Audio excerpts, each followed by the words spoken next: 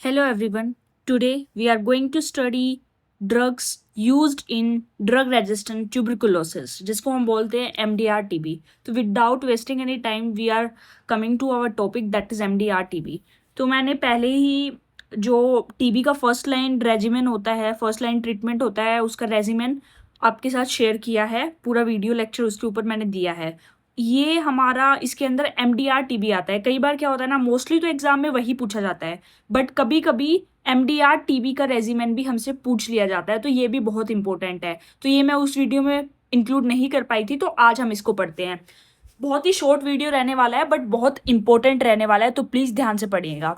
तो drug resistant tuberculosis जिसको हम MDR-TB भी बोलते हैं. नाउ ये question is what is the meaning of M का मतलब होता है multiple drug resistance TB. Multiple का मतलब एक से ज़्यादा. ओके, तो अब हम बात करेंगे कौन सा किन ड्रग्स की रेजिस्टेंस से हम बात कर रहे हैं.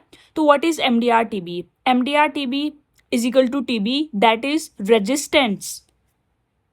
MDR-TB क्या होता है, सबसे पहले हम ये बात करते हैं. तो MDR-TB is equal to TB that is resistance to the two most important TB medicine. ठीक है, तो अब वो two most important TB medicine कौन सी हैं. तो पहली है आइसोनियाजाइड, दूसरी है रिफाम्पिसिन. ठीक है, तो HR हमारा जो फर्स्ट मतलब जो ट्रीटमेंट होता है हमारा ट्यूबरकुलोसिस के लिए वो होता है HRZE. ठीक है, आइसोनियाजाइड, रिफाम्पिसिन, ठीक है, पैराजिनामाइड, इथाम्बिटोल, तो HRZE होता है.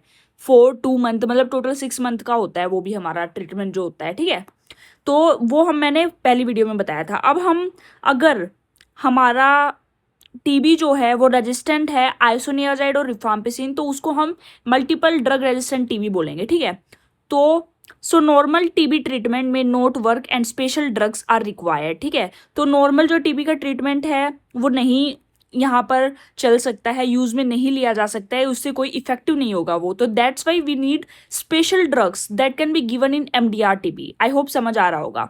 अब ये पूछा जा सकता है कितने मंथ तक हम इसको देंगे. These medicines are usually given for 26 weeks. 26 weeks के लिए इनको हम देते हैं. तो what is the meaning of 26 weeks? About 6 month.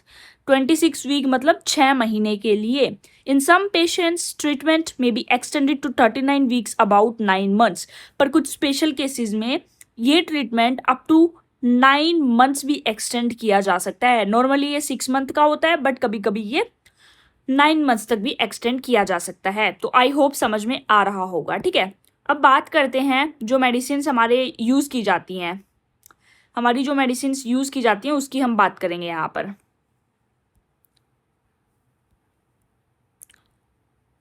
तो मेडिसिन यूज्ड, तो इसका है ना एक निमोनिक है हमारे पास. मतलब निमोनिक नहीं कह सकते इसको, जैसे मैंने वो HRZE वाला लिखा था ना हमारा, तो वैसे ये ना WHO ने कुछ स्टैंडर्डाइज कर रखा है ड्रग्स के नेम को. कुछ उसके लिए यूनिक अल्फ़ाबेट्स दे रखे हैं कि ये ड्रग इस ड्रग से मतलब इस नाम से, इस कैपिटल लेटर से इंडिकेट होता है. तो ठीक है, वो सब मैं बता रही हूँ. Think of BPALM. BPALM okay. B से होता है बेडाक्विलिन. तो ये फर्स्ट 2 वीक 400 mg डेली लेना है पेशेंट को. ये बहुत इंपॉर्टेंट है कि हम पेशेंट को स्टेप बाय स्टेप कैसे लेना है ये जरूर समझाए, क्योंकि कई बार क्या होता है ना, पेशेंट ड्रग लेना नहीं चाहता क्योंकि उसको समझ में ही नहीं आता कैसे लेना है. तो इसके लिए इम्पोर्टेंट है कि पेशेंट को अच्छे से समझाया जाए. तो जो बेडाक्विलिन है वो पहले 2 हफ्ते 400 mg डेली लेना है. आफ्टर दैट, क्योंकि टोटल ट्रीटमेंट हमारा 6 मंथ या 9 मंथ का होता है ना, तो पहले 2 हफ्ते 400 mg डेली लेना है. After that 200 mg 3 times per week, हफ्ते में 3 बार लेना है. और जो रिड्यूस डोज है वो रिड्यूस कर दिया गया है 400 mg से 200 mg में. ठीक है, ये हो सकता है हमारा 6 मंथ तक भी चले या कुछ स्पेशल केसेस में 9 मंथ तक भी देना पड़ सकता है. दूसरा ड्रग है हमारा प्रीटोमैनिड. ठीक है, जो कि 200 mg डेली लेना है. थर्ड ड्रग है लिनेजोलिड जो कि 600 mg डेली लेना है. फोर्थ है मॉक्सीफ्लॉक्सिसिन 400 mg डेली लेना है. ठीक है, अब क्या है ना, पायरिडोक्सिन ये एक स्पेशल चीज़ है, स्पेशल नोट है हमारा, उसके बारे में मैं आपको बता रही हूँ.